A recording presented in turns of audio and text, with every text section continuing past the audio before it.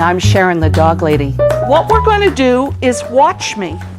So you're going to take a treat in between your last two fingers and your thumb, and you're going to ask your puppy to watch me. And you're asking your puppy to look at you, to gain their attention. And I didn't have a treat in my hand, and he said, I'll watch you for a second, but you better pay me. The quickest way to a puppy's brain is through their stomach. So when you want them to really concentrate on something, use treats. Eventually we can wean them off the treats, but they are much more attentive and learn much more quickly if you start with treats. You take a treat so that you're pointing your fingernails at your eyes and you say, watch me, watch, good boy. And then you give a treat as soon as he's paying attention.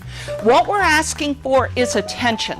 So if he starts running away or he's just not paying attention to me, this watch me will bring their attention right back to me, and he'll be looking up at my face to see what I want to do next.